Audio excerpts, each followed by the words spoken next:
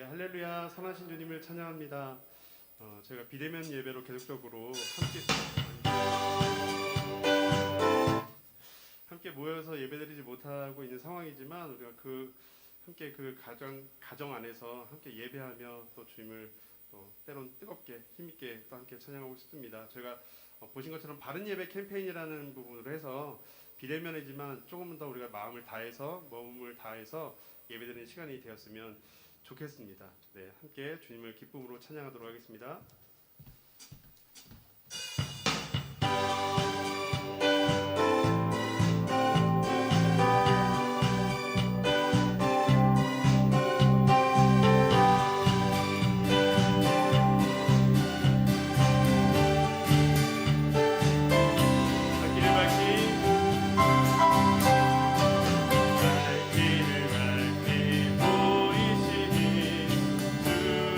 빨리 나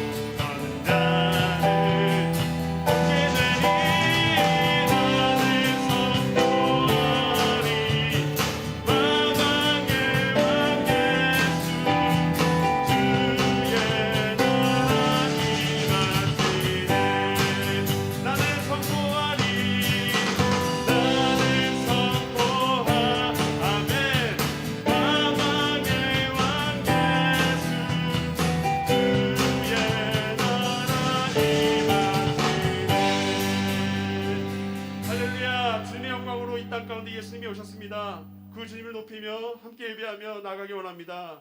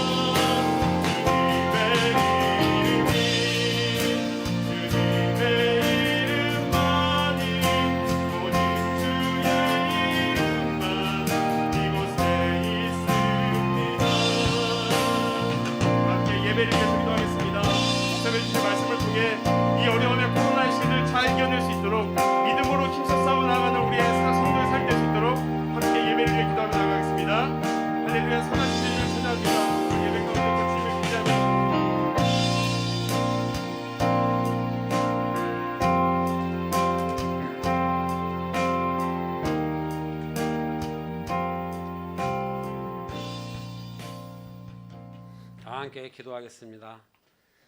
참 소망 되시며 생명 되시는 우리 주 하나님, 기쁜 주일날 예배를 허락하여 주심을 감사드립니다.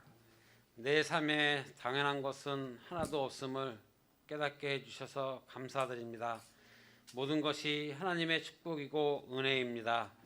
이 땅에 태어나서 하나님의 자녀된 것도 지금까지 숨을 쉬며 사는 것조차 하나님의 은혜임을 잊지 않고 살아가게 하옵소서. 마음은 원로되 육신이 약하도다. 시시때때로 하나님의 사랑임을 망각하고 믿지 않는 사람들처럼 행동하고 세상을 사랑하며 주님의 자녀로서 본분을 지키지 못함을 용서하여 주옵소서.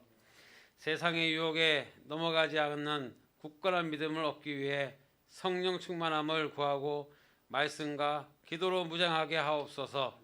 이 나라와 이 민족을 불쌍히 여겨 주옵소서. 주 예수 그리스도만이 길이요 진리요 생명이심을 알게 하여 주옵소서. 코로나로 인해 경제적 어려움과 바이러스의 두려움에 힘들어하고 있습니다. 사람의 힘으로는 아무것도 할 수 없다는 걸 압니다.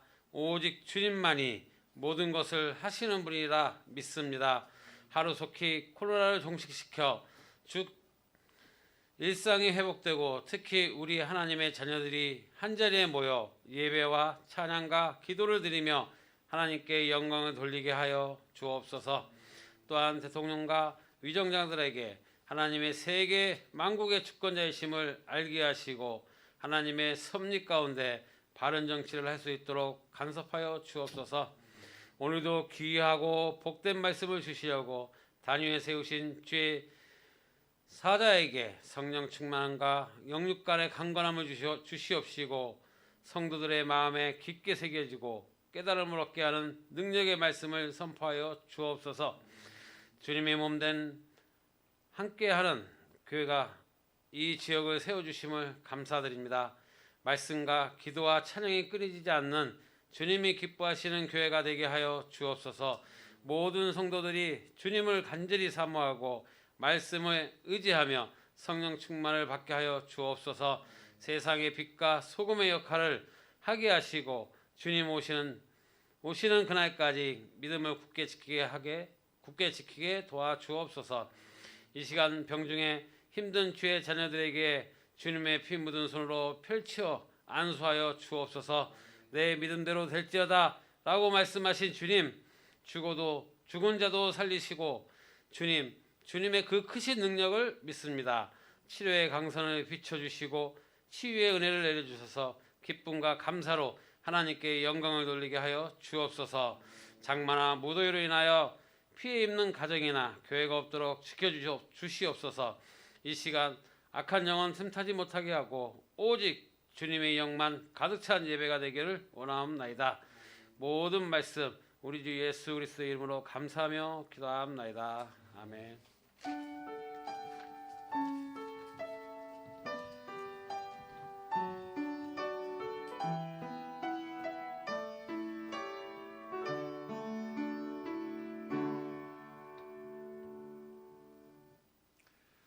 우리 다 같이 자리에서 일어나셔서 찬송가 38장 함께 찬양하시겠습니다.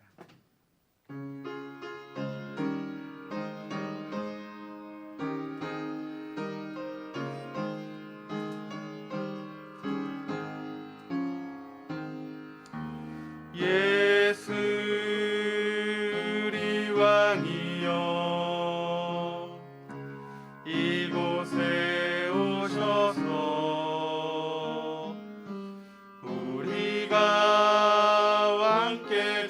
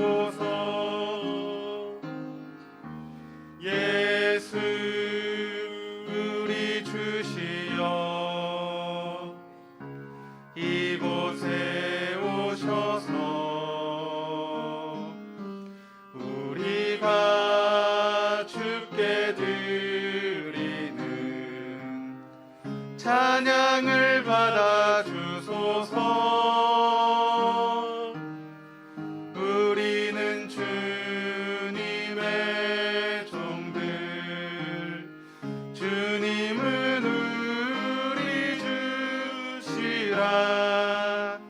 주 대신 예수님 오셔서 이 찬양을 받아주소서.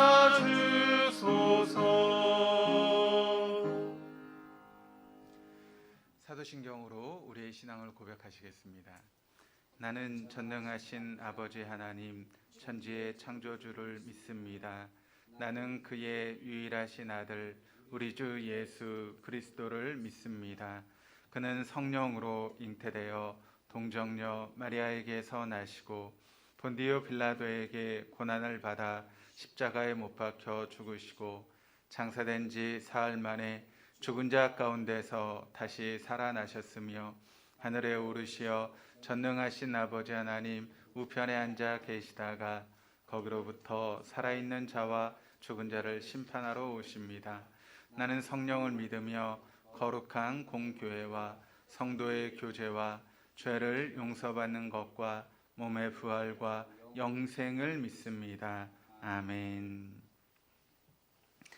우리 자리에 앉아서 하나님 말씀 함께 보시겠습니다. 함께 보실 하나님 말씀은 하박국 2장 1절에서 5절까지 말씀입니다. 구약성경 1302페이지 하박국 2장 1절에서 5절까지의 말씀. 하박국 2장 1절에서 5절까지의 말씀. 우리 한 절씩 교독하시고 마지막 5절은 같이 읽겠습니다. 내가 내 파수하는 곳에 서며 성루에 서리라. 그가 내게 무엇이라 말씀하실는지 기다리고 바라보며 나의 질문에 대하여 어떻게 대답하실는지 보리라 하였더니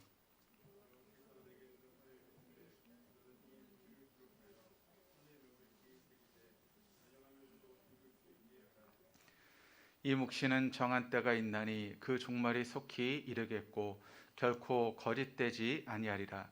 비록 더딜지라도 기다리라. 지체되지 않고 반드시 응하리라.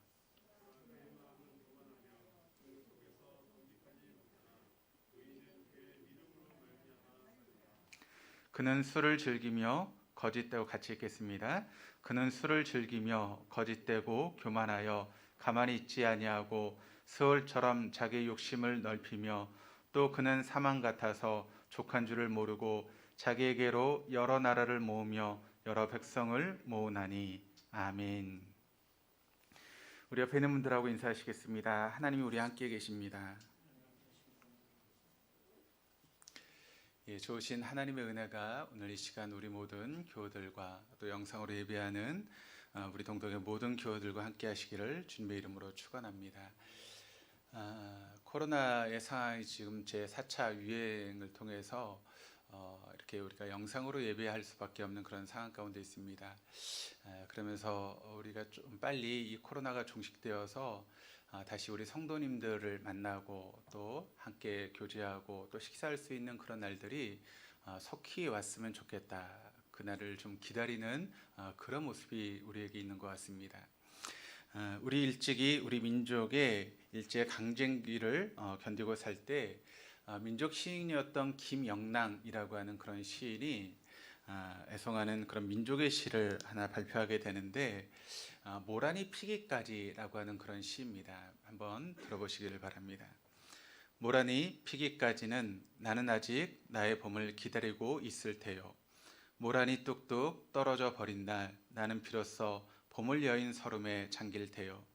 5월 어느 날 그 하루 무덥던 날 떨어져 누운 꽃잎마저 시들어 버리고는 천지의 모란은 자체도 없어지고 뻗쳐오르던 내 보람 성케 무너졌느니 모란이 지고 말면 그뿐 내 한 해는 다 가고 말아 360날 한양 섭섭해 우옵니다.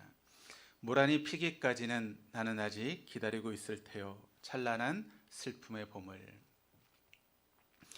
민족 신이었던 김영란은 이 모란이 피기까지라고 하는 이 시를 통해서 민족의 새로운 그런 봄날을 기다리고 있다라고 하는 그런 노래를 부르고 있습니다. 그러니까 애절한 마음을 공감하게 만드는 그런 시가 바로 모란이 피기까지라고 하는 그런 시인데 코로나 시대를 보내면서 이 시가 문득 생각이 나게 되었고 이 마음이 혹시 우리의 마음은 아닐까라고 생각을 해봤습니다. 왜냐하면 코로나의 종식을 기다리고 있는 우리의 마음이 바로 이런 간절한 마음 속에 담겨져 있는 것이 아닌가 생각을 합니다. 그래서 속히 코로나가 종식되고 우리가 함께 교제할 수 있는 그런 날들이 속히 왔으면 좋겠다. 그때까지 우리가 어렵고 힘들지만 기다리고 있으면 아마 그런 종식이 되는 날이 오게 될 것이고 우리가 함께 교제하고 또 식사를 하면서 함께 할 수 있는 그런 날들이 분명히 오게 될 것이다 라고 하는 것을 다시 한번 생각하게 되었습니다. 지금 우리는 하박국의 말씀을 통해서 함께 말씀을 나누고 있는 가운데 있습니다. 자신의 민족이 갈대아, 그러니까 바벨론이라고 하는 그런 제국에게 짓밟히기 시작하면서 그런 여러 가지 꿈을 잃어버렸던 이스라엘 민족의 아픔을 지켜보았던 선지자 하박국은 가장 높은 막노 성의 막노에 올라가서 하나님께 기도드리기 시작합니다. 그 기도의 내용이 1절의 말씀인데 우리 1절의 말씀을 같이 한번 읽어보시겠습니다. 내가 내 파수하는 곳에 서며 성루에 서리라. 그가 내게 무엇이라 말씀하실는지 기다리고 바라보며 나의 질문에 대하여 어떻게 대답하실는지 보리라 하였더니. 자, 지금 하박국이 이 1절의 말씀을 통해서 뭐라고 이야기를 하고 있는가 하면 하나님께서 내가 질문한 것, 그 질문을 어떻게 대답하실는지 내가 보겠다라고 이야기를 하고 있습니다. 그렇다면 하박국이 하나님께 던지고 있는 그런 질문은 어떤 질문입니까? 바로 이런 질문입니다. 도대체 하나님 언제까지 이런 심판을 우리에게 주시겠습니까?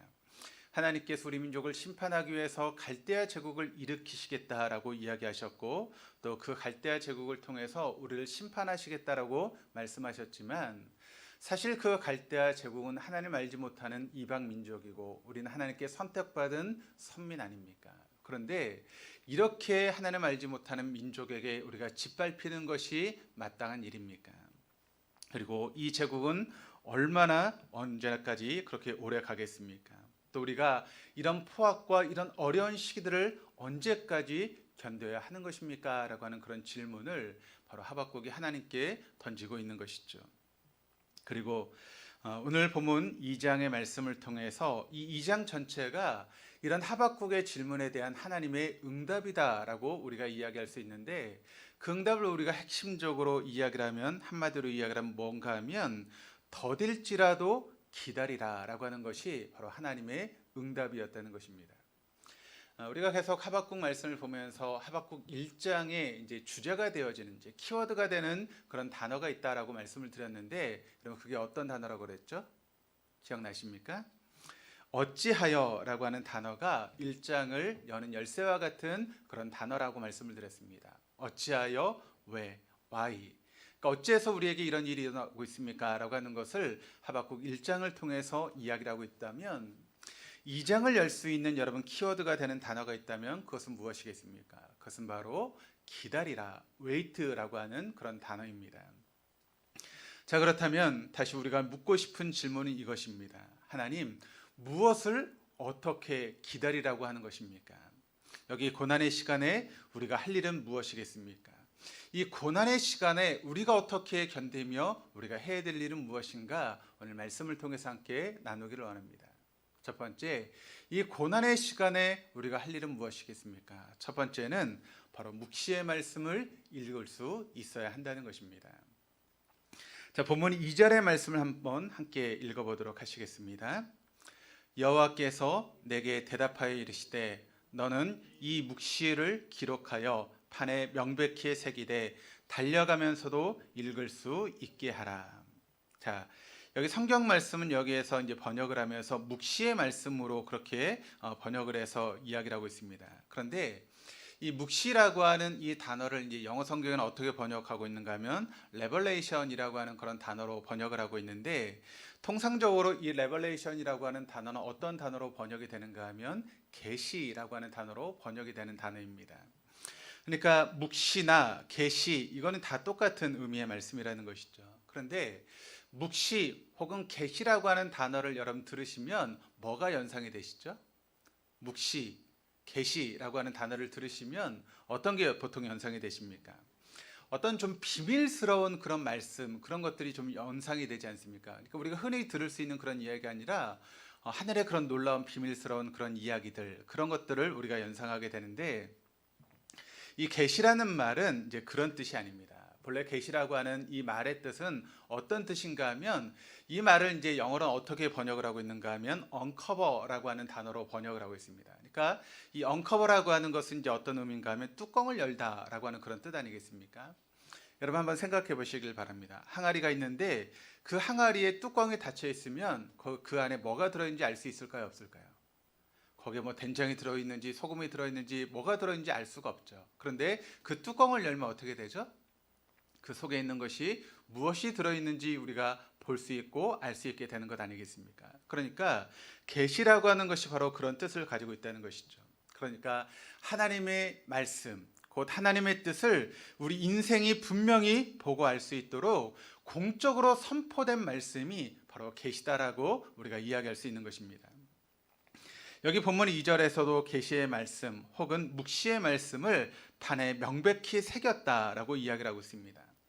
이 판이라고 하는 것이 무엇인가 하면 이제 진흙판을 이야기하고 있는 단어인데, 보통 성경이 여러분 어디에 쓰여졌죠?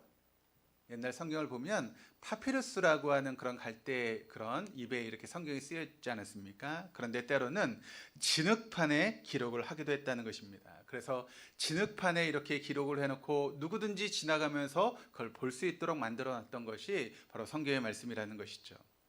그래서 2절 말씀을 보시면 달려가면서도 읽을 수 있게 하라라고 그렇게 이야기를 하고 있습니다.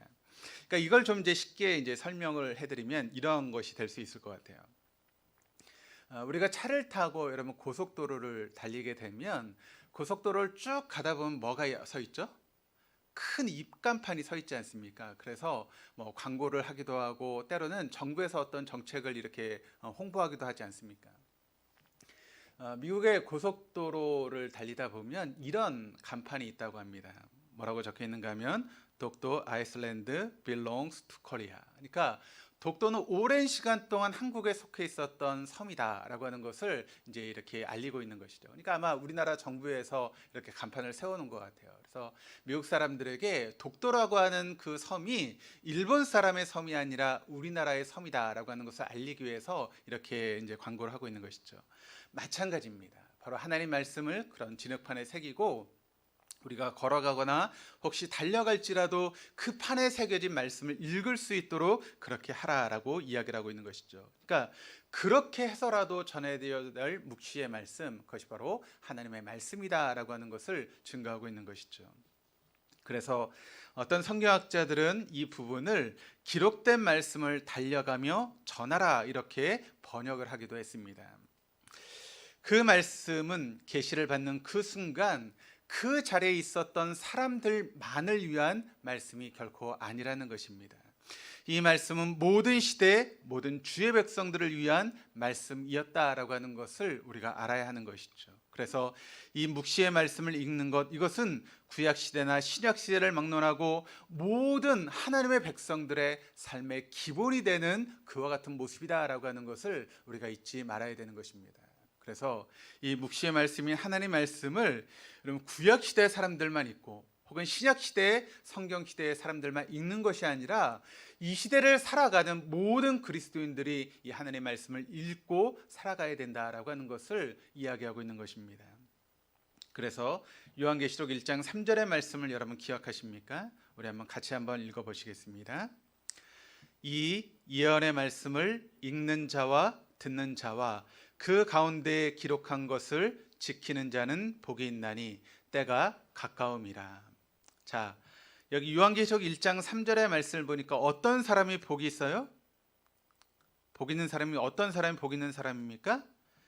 예언의 말씀을 읽는 자와 듣는 자. 그러니까 예언의 말씀을 읽는 자로부터 이제 시작을 하고 있는 것이죠. 그래서 우리는 그 예언의 말씀을 읽는 자가 진정으로 복된 사람이다라고 하는 것을 이야기를 하고 있습니다. 그러니까 우리는 여기서 중요한 진리를 배우게 되죠. 말씀을 읽는 것이 바로 행복의 시작이다라고 하는 것을 우리는 잊지 말아야 한다는 것입니다. 여러분 행복하십니까? 예. 대답 안 하시는 분들은 지금 말씀을 안 읽는 거죠. 네. 우리가 말씀을 읽을 때 우리의 삶의 행복이 시작된다라고 하는 것을 성경이 우리에게 이야기를 하고 있습니다. 그런데 여러분, 혹시 말씀을 읽으시면서 이런 마음이 들지 않습니까? 말씀 읽는데 굉장히 짜증나고 또 졸리기만 하고 지루하고, 혹시 그런 모습이 혹시 여러분에게 있지 않습니까? 말씀을 읽으려고 창만 피면 갑자기 그냥 눈이 무거워지고 졸리고 또 굉장히 마음에 짜증이 나고 하는 그런 모습들이 있다면, 여러분 왜 그럴까요? 우리가 영적으로 병들었기 때문에 그렇습니다. 말씀을 읽으려고 하면 자꾸 짜증이 나는 것은 우리의 영이 병들었기 때문에 그런 현상들이 나타나게 된다는 것이죠. 그런데 말씀을 읽고 들을 때 혹은 공부할 때 내가 정말 하나님의 백성이구나 라고 하는 것을 느끼게 되면서 행복을 느끼게 되는 것, 이것이 바로 영적으로 건강한 상태라고 이야기할 수 있습니다. 여러분 건강하시죠? 예, 우리 동독의 모든 교우들은 다 건강할 줄 믿습니다. 한번 옆에 있는 분들에게 이렇게 물어보시죠. 건강하십니까? 건강하지 않으십니까? 다른 말로 이야기를 하면 정상이십니까? 비정상이십니까? 한번 다시 한번 물어보시죠. 다 정상이시죠? 네. 우리 동덕교회는 비정상이신 분이 없는 줄 믿습니다. 근데 여러분, 우리가 대답은 그렇게 할지라도 다른 사람은 몰라도 본인은 알지 않습니까? 왜냐하면 말씀을 읽다 보면 그 말씀을 읽으면서 내가 행복감을 느끼면서 말씀을 읽는지, 아니면 짜증스럽고 그렇게 마음이 불편하면서 지루하게 말씀을 읽는지 다른 사람은 몰라도 자신은 알지 않습니까? 그렇다면 그런 느낌을 가지고 계시다면 지금 내가 영적으로 병들었구나라고 하는 것을 여러분 깨달으시기를 바랍니다. 초대교회를 통해서 중대시대나 모든 진지한 영적인 추구를 했던 사람들은 신앙생활의 기본을 이렇게 표현했습니다. 신앙생활의 기본 무엇인가? 바로 렉시오 디바나라고 하는 그런 말로 그렇게 표현을 하고 있었던 것이죠. 이 렉시오라고 하는 단어는 어떤 단어인가 하면 독서, 리딩이라고 하는 그런 뜻을 가지고 있는 단어입니다. 그리고 디바이나라고 하는 단어는 이제 디바인이라고 하는 단어에서 나온 말인데, 이게 어떤 뜻을 가지고 있는가 하면 신적인 혹은 거룩한이라고 하는 그런 뜻을 가지고 있는 단어입니다. 그러니까 렉시오 디바나라고 하는 것은 이제 어떤 의미가 되는 것일까요? 바로 거룩한 독서, 이것이 바로 렉시오 디바나라고 하는 그런 말의 의미라는 것입니다. 그러니까 우리가 성경을 읽는다라고 하는 것은 뭐가 되는 거예요? 결국 그것은 거룩한 독서가 되는 것입니다. 자, 그렇다면 여러분은 날마다 거룩한 독서를 하고 계십니까? 지금 저희가 이제 비대면 예배를 드리고 있는 가운데 있습니다. 그래서 새벽 예배도 어쩔 수 없이 영상으로 이제 올려드리고 있고, 또 주일 예배도 소수 인원이 모여서 예배를 드리긴 하지만 영상으로 지금 예배를 드리고, 또 수요 예배도 영상으로 드리고 있습니다. 이 시간을 우리가 이제 잘못 보내면 영적으로 침체될 수 있는 그런 시간이 될 수밖에 없기 때문에 교회에서는 여러분에게 매일 아침마다 문자가 갈 것입니다. 어떤 문자가 가죠? 새벽 예배에 대한 문자도 가고, 또 한 가지 더 가죠. 뭐가 가죠?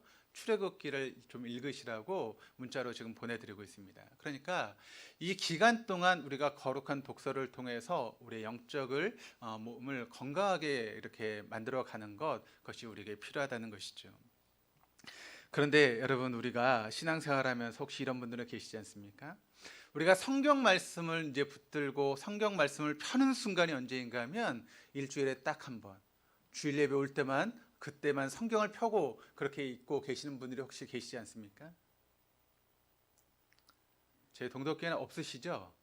예, 없는 줄 믿습니다. 그래서 어떻게 우리가 올바로 신앙생활을 하겠습니까?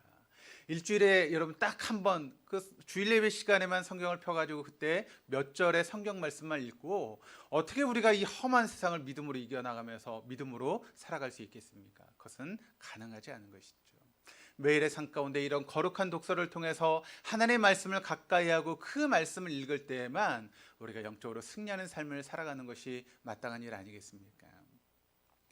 세계적인 전도자였던 D.L. 무디는 평생의 좌우명으로 삼고 살았던 것이 있었습니다.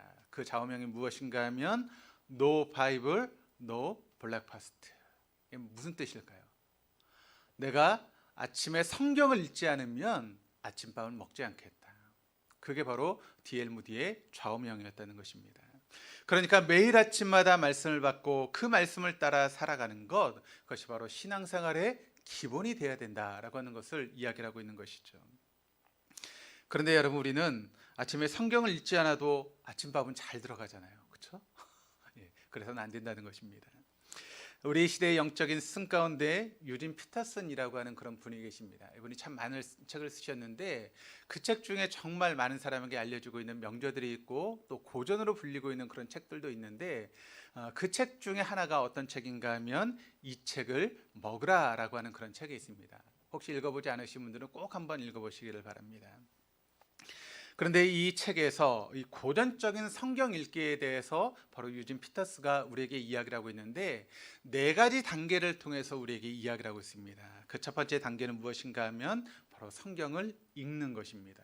그것을 뭐라고 표현하고 있는가 하면 렉치오라고 그렇게 표현을 하고 있습니다. 그러니까 성경을 읽는 것, 그것이 바로 첫 번째 단계라면 두 번째 단계는 무엇인가 하면 우리가 읽었던 성경을 묵상하는 것입니다.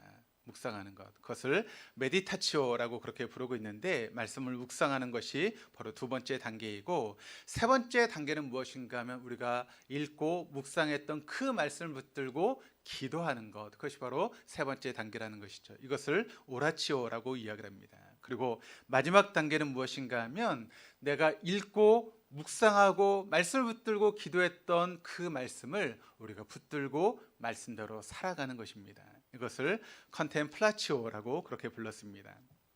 그런데 이 유진 피터슨이 이 4가지 단계를 좀 쉽게 설명을 해서 이야기를 했습니다. 어떻게 설명을 했는가 하면 첫 번째 단계는 무엇인가 하면 말씀을 읽는 단계는 음식을 우리의 입에 넣는 것, 그것이 바로 첫 번째 단계라는 것입니다. 그러면 입에 넣었던 음식을 어떻게 해야 되죠? 입으로 씹어야 되지 않습니까? 그것이 바로 두 번째 단계, 묵상하는 것이라는 것이죠. 세 번째 단계는 어떻게 해야 되죠? 씹으면 그 음식을 어떻게 해야 됩니까? 삼켜야 되죠. 그것이 바로 세 번째 단계, 기도하기다라고 이야기를 하고 있습니다. 그리고 네 번째 단계는 어떤 단계일까요? 그것이 바로 그 음식이 우리 몸속에 들어가면 그 음식이 어떻게 되죠? 우리의 피가 되고 살이 되어서 성육화되어지는 그런 단계가 되지 않습니까? 그것을 바로 네 번째 단계라고 이야기를 합니다. 이 성경 읽기의 마지막 단계를 유진 피터슨은 그의 책에서 이렇게 설명을 하고 있습니다. 한번 들어보시길 바랍니다.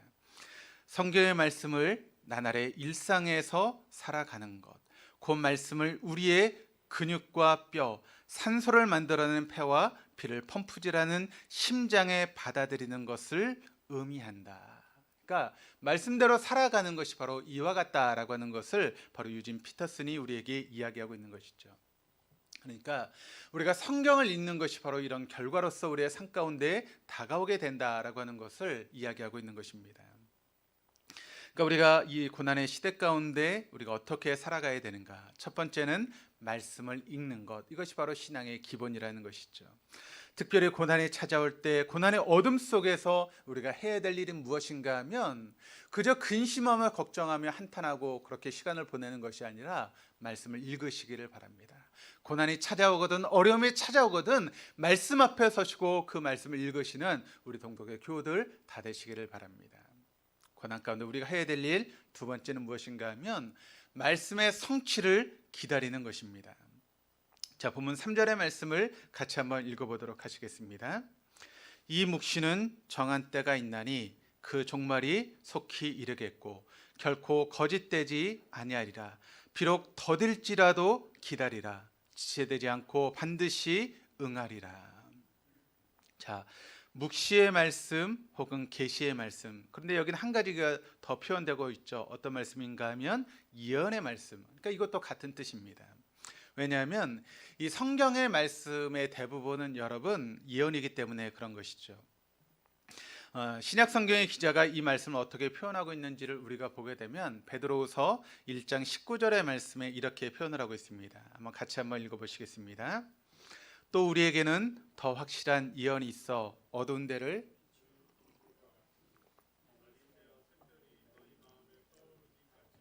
너희가 이것을 주의하는 것이 옳으니라. 우리가 뭘 주목해야 된다라고 이야기를 하고 있습니까? 바로 예언의 말씀을 주목해야 된다. 이어진 20절 말씀은 또 이렇게 이야기를 합니다. 먼저 할 것은 성경의 모든 예언은 사사로이 풀 것이 아니니. 그러니까 예언의 말씀이 어떤 말씀이라고요? 성경의 말씀이 바로 예언의 말씀이다라고 우리에게 이야기하고 있는 것이죠. 여러분, 우리가 예언이라고 하는 말을 들으시면 어떤 것이 여러분 생각이 되십니까? 우리가 알지 못하는 앞날을 뭐 예측하고 알게 되는 것, 그것을 우리가 예언이라고 그렇게 생각하는 경우가 있죠. 물론 그것도 맞는 말입니다. 그런데 그것만이 아니라는 것이죠. 우리가 나아갈 길, 우리가 살아가야 될 인생의 방향을 제시하는 것, 그것도 광범의 의미에서 바로 예언이라고 이야기할 수 있는 것입니다. 그러니까 좀 쉽게 설명을 하면 이렇게 되는 것이죠.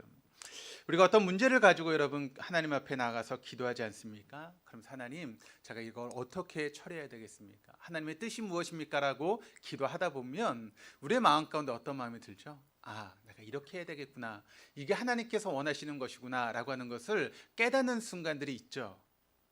다 있으시잖아요. 기도하다 보면. 그것이 바로 예언이라는 것입니다. 내 인생의 방향이 생기게 되는 것이죠. 그때만은 바로 이 예언의 말씀을 받는 것입니다.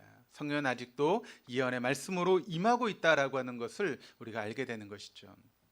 그런데 여러분, 그 모든 예언의 말씀이 성취되기까지는 뭐가 필요할까요? 바로 시간이 필요하다는 것입니다. 그때까지 말씀을 붙들고 기다리는 그런 시간들이 우리에게 필요하다는 것이죠. 그래서 오늘 본문 3절 말씀을 보시면 하박국이 하나님 예언의 말씀을 받습니다. 그런데 그 종말이 속히 임하겠고라고 그렇게 이야기를 하지 않습니까? 여기 종말이라고 하는 것, 누구의 종말을 의미하고 있는 것일까요? 바로 갈대아 제국의 종말을 의미하고 있는 것입니다. 하나님 앞에 하박국이 기도하지 않습니까? 하나님, 우리보다 더 악한, 하나님 알지 못하는 갈대아가 우리를 짓밟고 우리를 힘들게 하는 것이 옳은 일입니까? 언제까지 저 민족의 융성함을 허락하시겠습니까? 라고 기도하지 않습니까? 그때 그 기도에 대한 응답으로 하나님께서 주신 말씀이 바로 3절의 말씀인데, 바로 그의 종말이 속히 오게 될 것이다. 다시 말하면 갈대아의 종말이 멀지 않았다라고 하는 것을 하나님께서 하박국에게 알려주고 있다는 것입니다. 그가 너희 민족을 징계하기 위해서 내가 사용하는 막대기이지만 그 막대기를 사용하고 나면 그 막대기를 내가 불태워버리겠다라고 하는 그런 이야기입니다. 실제로 역사 속에서 바벨론이 등장해서 애국을 멸망시킵니다. 그리고 유대의 남쪽 지역을 점령하고, 그래서 우리가 잘 알고 있는 다니엘과 세 친구들이 바벨론의 포로로 끌려가는 시대가 언제인가 하면 주전 625년입니다. 그러니까 BC 625년에 본문이 예언되고 있었던 때가 바로 바벨론이 전성기를 구가하고 있었던 그런 시대였는데, 그 바벨론이 얼마나 가는가 하면 그로부터 70년인 바로 539년에 바로 페르시아의 고레스, 이제 우리는 이제 역사적으로 하면 사이러스라고 부르고 있는데, 그 고레스 왕에 의해서 이 바벨론이 멸망을 당하게 됩니다. 그러니까 불과 100년도 가지 못하고 바벨론이 멸망하게 되는 것이죠. 그러니까 하나님의 말씀인 속히 망하겠고라고 하는 그런 말씀이 성경 말씀 그대로 이제 이루어지게 되는 것입니다. 그러므로 지금은 약한 세력에 의해서 압제를 당하고 있을지라도 바로 참고 기다리라는 것입니다. 그런데 우리가 기다린다라고 하면 아무것도 안 하고 그냥 넋놓고 기다리는 것을 의미하는 것은 아닙니다. 성경에서 기다림은 결코 그런 의미가 아니라는 것이죠. 우리가 기다리면서 우리가 해야 될 일을 하면서 기다리는 것, 그것이 바로 성경의 기다림이라는 것이죠. 예를 들어서 여러분, 우리가 문제가 있습니다. 내 사업에 문제가 있습니다. 그래서 그 문제를 가지고 하나님 앞에 기도합니다. 그럼 하나님께서 응답을 주시죠. 좀 기다려라 라고 하는 그런 응답을 주셨다면, 여러분 그때 우리가 어떻게 기다려야 되는 것일까요? 사업하는 거 다 놓고 그냥 멍 때리면서 그렇게 기다리는 것을 의미하는 것이겠습니까? 그것이 아니죠. 우리가 할 일 열심히 일을 하면서 하나님의 뜻이 이루어질 때까지 우리가 기다리는 것, 그것이 성경이 이야기하는 기다림이라는 것이죠. 우리의 삶 가운데 문제가 있고 어려움이 찾아옵니다. 앞이 보이지 않는 그런 일들이 우리에게 찾아올 수 있다는 것이죠. 그때 우리는 기다릴 수 있어야 됩니다. 하나님의 뜻이 이루어지고 하나님의 응답이 이루어질 때까지 기다려야 되는데, 내 탓은 할 수 있는 모든 것을 다하며 하나님의 뜻이 이루어질 때까지 기다리는 그런 기다림이 우리에게 필요하다는 것이죠. 하박국을 보시기를 바랍니다. 하박국 선지자가 어떻게 기다리고 있습니까? 그는 성에 올라갔습니다. 그 성 중에 가장 높은 곳인 망루에 올라갔습니다. 거기서 기도하고 있습니다. 기도한 것만 아니라 그는 파수하며 기도하고 있었다는 것입니다. 그 성에서 파수꾼의 사명을 감당하고 있는 것입니다. 적이 오면 적이 온다는 소식을 백성들에게 전하기 위해서 그는 망루에 서 있었던 것입니다. 자, 여기 그는 자기가 해야 될 일을 찾으면서 할 수 있는 모든 일을 하면서 기다리고 있었다는 것입니다. 그러므로 기다린다라고 하는 것은 아무것도 안 하면서 기다리는 것을 의미하는 것이 아니라 우리가 할 수 있는 일을 찾으면서 그 일을 하면서 기다리는 것, 그것이 바로 우리의 기다림인데, 하나님 우리에게 뭐라고 말씀하고 있는가 하면 더딜지라도 기다리라라고 이야기를 하고 있습니다. 너희가 기도했다면 그 기도의 응답이 더딜지라도 하나님 응답을 기다리는 그런 모습이 우리에게 필요하다는 것이죠. 그래서 여러분, 우리가 이제 좋아하고 잘 부르는 그런 복음성가 중에 주님의 시간에라고 하는 그런 복음성가가 있습니다. In the time, in His time이라고 하는 그런 복음성가가 있죠. 그 가사가 이러합니다. 주님의 시간에 그의 뜻 이루어지리 기다려 하루하루 살 동안 주님이 인도하시니 주 뜻 이룰 때까지 기다려. 그러니까 주님의 뜻이 이루어질 때까지 우리가 하루하루 그렇게 살아가면서 기다리는 모습이 우리에게 필요하다는 것이죠. 한번 옆에 있는 분들에게 이렇게 인사해 보시죠. 잘 기다립시다. 예. 하나님의 뜻이 여러분의 삶 가운데 이루어질 때까지 더딜지라도 기다릴 수 있는 우리 동독의 모든 교우들 다 될 수 있기를 바랍니다. 자, 고난의 시간에 우리가 해야 될 첫 번째는 묵시의 말씀을 읽는 것이고, 두 번째는 더딜지라도 기다리는 것입니다. 세 번째는 무엇인가 하면 그 말씀을 믿음으로 살아가는 것, 그것이 바로 고난의 시대에 우리가 해야 될 일이라는 것이죠. 자, 기다리면서 우리가 할 일 마지막은 무엇보다 하루하루 날마다 약속의 말씀을 우리가 믿고 붙들며 살아갈 수 있어야 한다는 것입니다. 본문 4절의 말씀을 같이 읽어보시겠습니다. 보라, 그의 마음은 교만하며 그 속에서 정직하지 못하나 의인은 그의 믿음으로 말미암아 살리라. 의인은 그의 믿음으로 말미암아 살리라. 많이 들어보셨던 말씀이죠.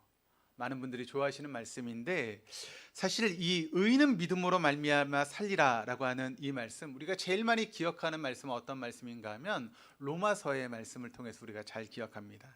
로마서 1장 17절 말씀을 보시면 복음에는 하나님의 의가 나타나서 믿음으로 믿음에 이르게 하나니 기록된 바 오직 의인은 믿음으로 말미암아 살리란과 같으니라.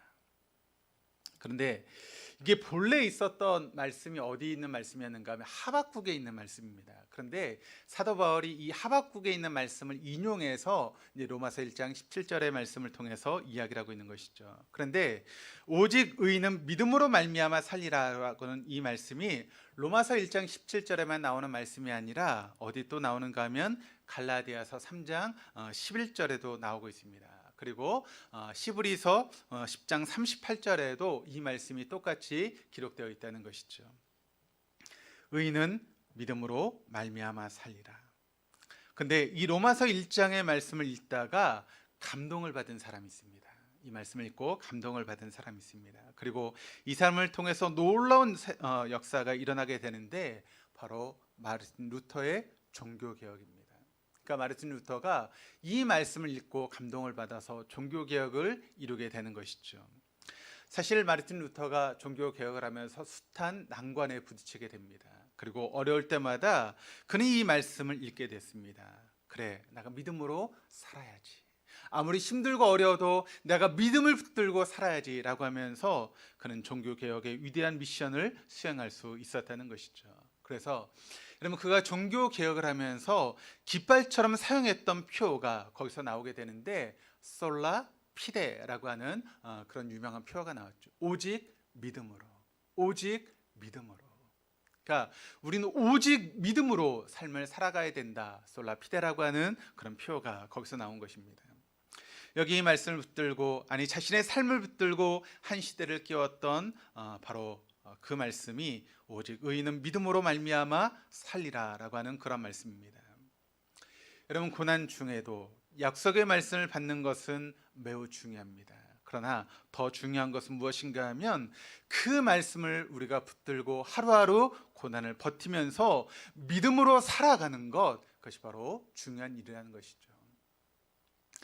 지금 우리는 코로나 시대를 살고 있습니다. 참 어려운 시대를 살아가고 있습니다. 이 어려운 시대를 살아가면서 많은 분들이 이제 예배도 드리지 못하고 또 믿음으로도 어려움을 겪고 있는 가운데 있습니다. 그런데 여러분, 이런 어려운 시대일수록 우리가 무엇을 붙들어야 될까요? 바로 믿음을 붙들어야 됩니다. 이런 시대일수록 마르틴 루터 같이 솔라피데 오직 믿음으로 살아갈 수 있는 그런 모습들이 우리에게 필요하다는 것이죠.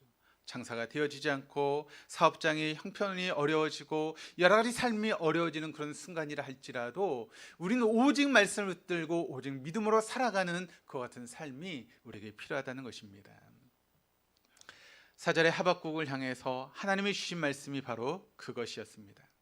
갈대아인의 폭력과 잔인함을 견디고 한 시대의 어둠에도 불구하고 선지자에게 하나님이 주셨던 말씀, 오직 믿음으로 주만 바라보고 오직 믿음으로 주만 의지하고 살아가라. 이것이 바로 하나님이 선지자에게 주셨던 말씀입니다. 한 가지 이야기를 하고 말씀을 마치도록 하겠습니다. 미국의 엠 밀러라고 하는 미국의 여성이 있는데 이분의 간증입니다. 그녀가 1980년대에 하와이를 방문하게 되었습니다. 하와이는 자기의 딸이 살고 있는 그런 곳이어서 딸을 방문하기 위해서 하와이를 방문했다가 자기 딸의 집에서 멀지 않은 한 성도가 그 집에서 기도회를 한다라고 하는 그런 이야기를 갖고 초청을 받고 그 기도회에 참석을 하게 되었습니다.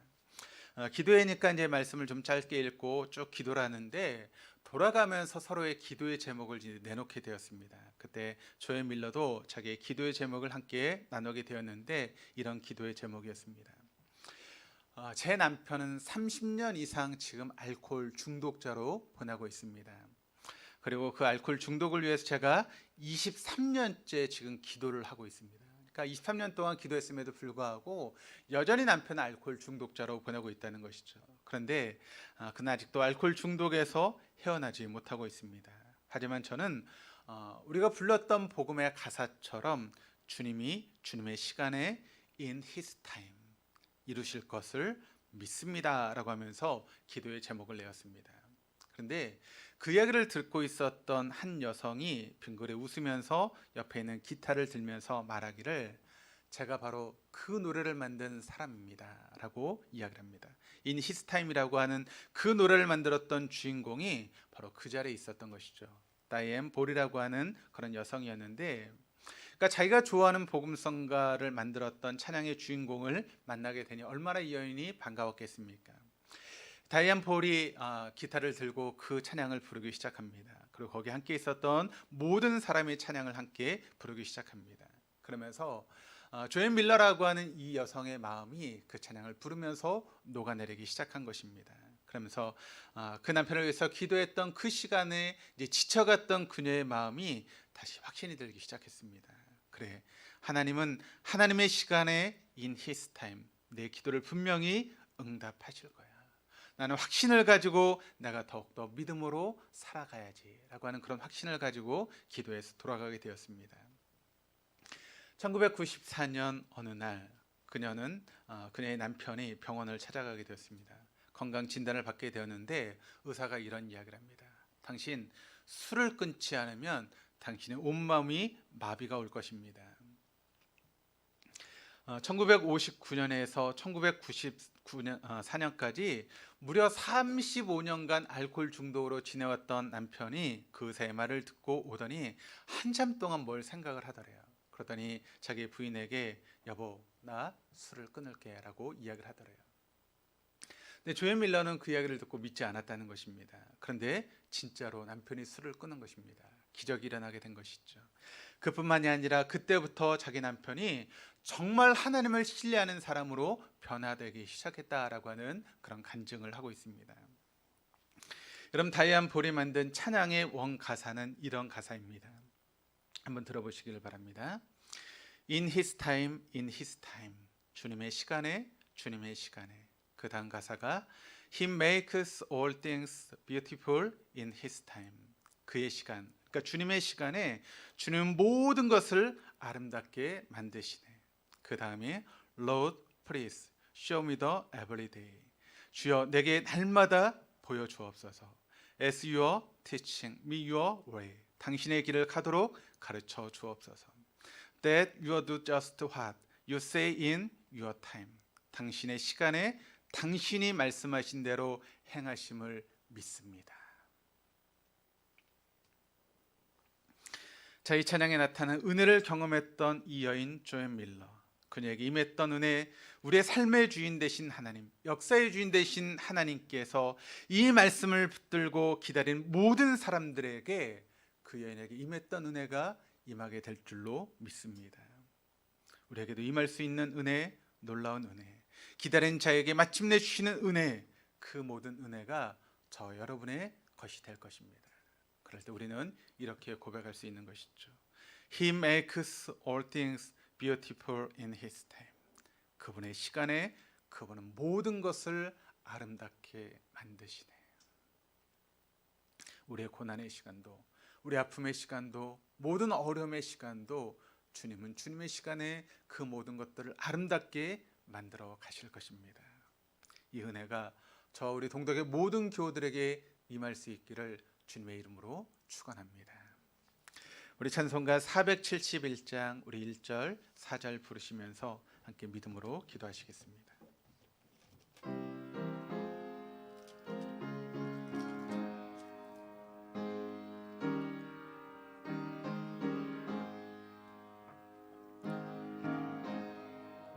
예 병든 몸을 지금 고쳐주소서. 모든 병을 고쳐주마 주 약속하셨네. 내가 지금 굳게 믿고 주님 앞에 구하오니 주여 크신 권능으로 곧 고쳐주소서. 나의 병을 고쳐주심 내가 믿사옵니다. 지금부터 영원토록 주 찬송하겠네.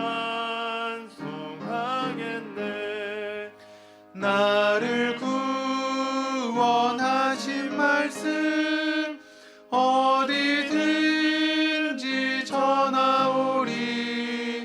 나의 병을 고쳐주심 참 감사합니다.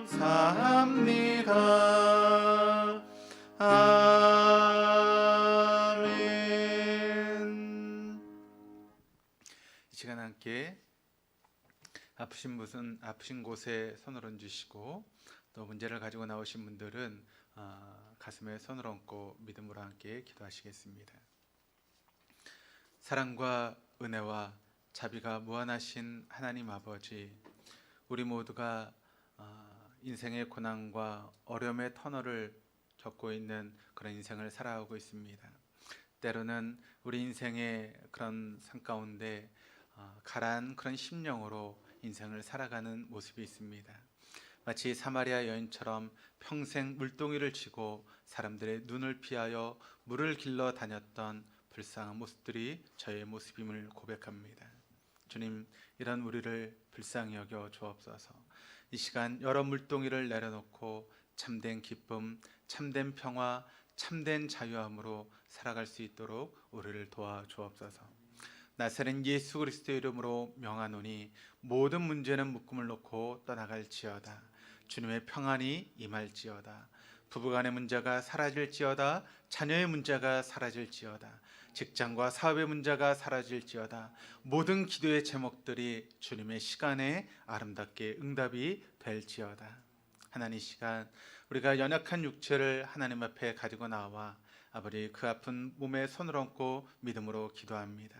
이 시간 믿음으로 손을 얹은 그 자리마다 하나님의 치료의 강선이 비춰질 수 있도록 인도하여 주셔서 모든 두통이 사라지게 하여 주옵소서. 불면증과 우울증, 노이로제, 정신질환, 치매 현상이 떠나갈지어다. 목과 어깨의 통증이 물러갈지어다. 심장병과 위장병이 물러갈지어다. 척추허리, 관절의 병이 떠나갈 수 있도록 인도하시고 고혈압과 당뇨, 빈혈과 저혈압이 떠나갈지어다. 심근경색과 뇌경색은 떠나갈지어다. 악성 종양과 암과 암의 후유증은 물러갈지어다. 피부병과 난치병들은 모두 묶음을 놓고 떠나갈지어다. 하나님, 이 시간 무거운 짐을 십자가 앞에 내려놓고 자유함을 받기 위해서 주님 앞에 믿음으로 기도합니다. 수고하고 무거운 짐진 자들아 다 내게로 오라. 내가 너희를 쉬게 하리라 말씀하신 하늘의 말씀을 의지하며 가슴에 손을 얹어 믿음으로 기도합니다. 주님, 이 시간 우리가 주님 앞에 내려놨던 모든 짐들을 주님 맡아주시고 주님만이 주시는 평안과 자유함이 우리의 삶 가운데 임할 수 있도록 인도하여 주옵소서. 이 시간 주님 홀로 영광 받아 주옵소서. 우리의 문제를 해결하시고 우리에게 복을 내려주신 주님 앞에 우리가 믿음으로 감사함으로 나아갈 수 있게 하시고, 감사한 우리의 모든 삶 가운데 하나님께서 응답하심으로 인하여서 모든 질병이 떠나가게 하시고 모든 문제가 풀려지게 하시고 하늘의 문이, 형통의 문이, 복의 문이 열려지는 복된 시간 되어줄 수 있도록 하나님 역사하여 주시옵소서. 감사하며 예수 그리스도 이름으로 기도드립니다. 아멘. 교회 소식 함께 보도록 하시겠습니다. 지금은 정부에서 코로나 4단계로 이렇게 격상을 해서 7월 25일까지 비대면 예배로 지금 드리는 있는 가운데 있습니다. 지금 예배를 드리는 이 장소는 영상 예배를 위한 그런 소수 인원만 지금 참석을 하고 있는 가운데 있고, 모든 교우들이 지금 비대면으로 영상으로 예배를 드리고 있는 가운데 있습니다. 비대면 영상이지만 여러분, 예배당에 와서 예배 드리는 것처럼 복장이라든가 또 마음가짐이라든가 그런 모든 부분들이 하나님 받으실 만한 거룩한 모습으로 예배할 수 있는 우리 동독의 모든 교우들 다 되시기를 바랍니다. 언택팅 말씀 읽기 운동이 계속되고 있습니다. 지금 출애굽기의 말씀을 하루에 2장씩 지금 읽을 수 있도록 여러분들에게 지금 문자로 보내드리고 있고, 읽기 어려우신 분들은 그냥 그걸 틀어놓으시면 그냥 말씀을 읽을 수 있게 그렇게 지금 여러분들에게 보내드리고 있습니다. 성경 말씀을 읽기 어려우신 분들은 귀로라도 이렇게 말씀을 읽고 들으실 수 있는 그런 모습이 되었으면 좋겠습니다. 동덕교회 채널이 있습니다. 바로 유튜브 채널을 지금 운영 중에 있는데, 거기 보면 뭐 찬양이라든가 각 예배의 설교 목록이 따로 있고, 또 신유 기도의 목록, 또 성경 읽기, 뭐 여러 그런 목록들이 따로 이렇게 구성이 되어 있습니다. 그러니까 필요하신 대로 이제 들어가셔서 여러분이 말씀을 읽고 또 함께 하시면 되겠습니다. 또 우리 전사님께서 카카오톡 동덕교회 채널을 이렇게 했는데, 여러분께서 좀 카카오톡 들어가셔서 동덕교회 치시면 그게 나오는데 친구를 좀 해주셔서 카카오톡을 통해서 뭐 교회 알림이라든가 여러 가지 그런 안내들을 받으시고 또 신앙 성장에 도움이 되는 그런 모습이 있었으면 좋겠습니다. 금주 예비여는 주일 예배 기도에 우리 강우석 장로님께서 기도해 주시고 있고, 이번 주 생일자는 우리 임민수 형제가 생일을 맞았습니다. 생일을 맞으신 모든 분들에게 다시 한번 주님의 이름으로 축복드립니다. 우리 찬송가 342장 부르시면서 준비하신 예물 하나님께 봉헌하시겠습니다. 찬송가 342장입니다.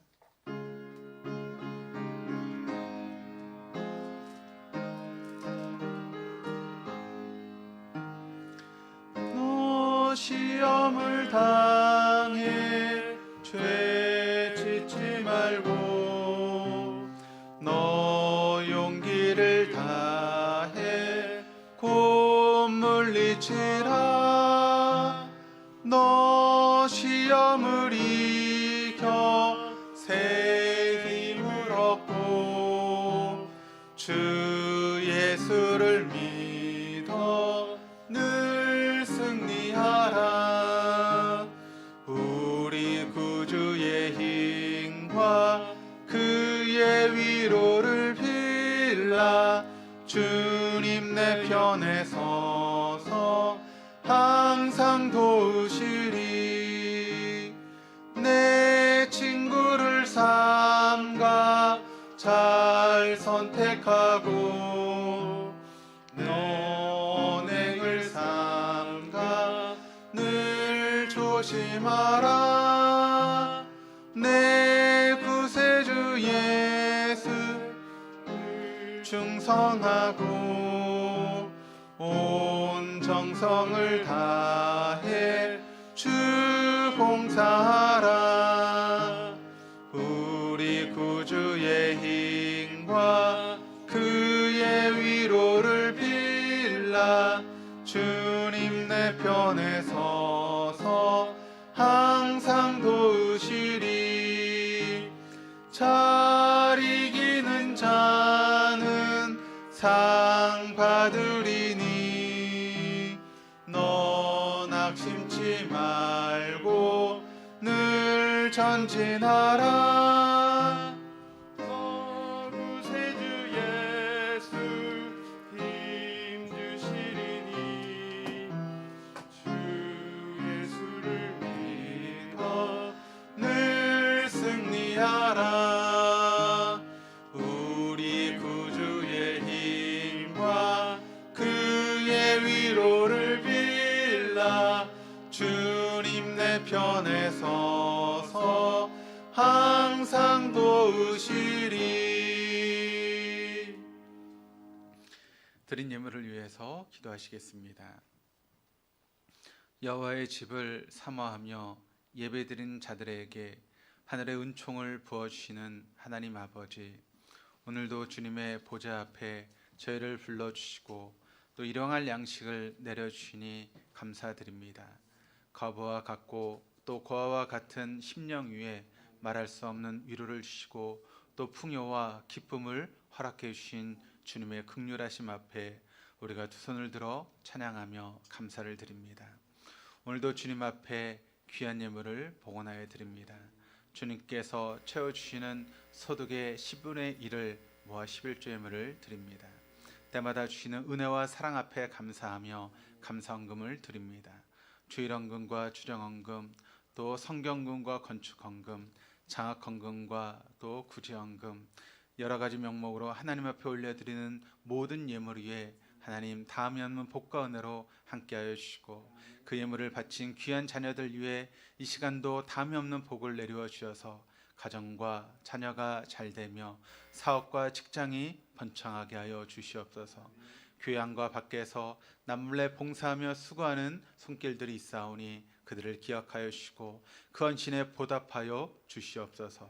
이 귀한 예물이 쓰여지는 곳마다 예수 그리스도의 복음의 사역이 그대로 증거되어 줄 수 있도록 인도하시고 생명의 구원의 기적들이 나타나는데 귀하게 사용되어 줄 수 있도록 인도하여 주옵소서.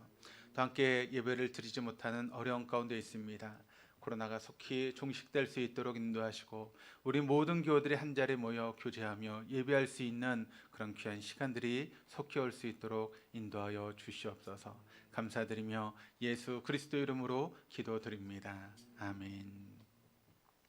이 시간 다 일어나셔서 우리 파송의 찬양 함께 찬양하시겠습니다.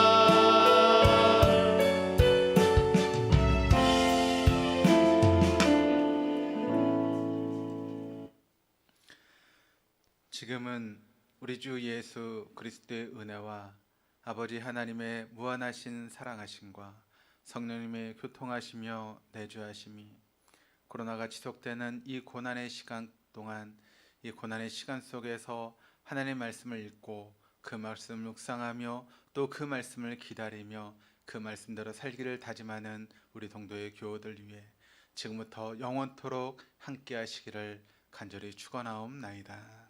아멘.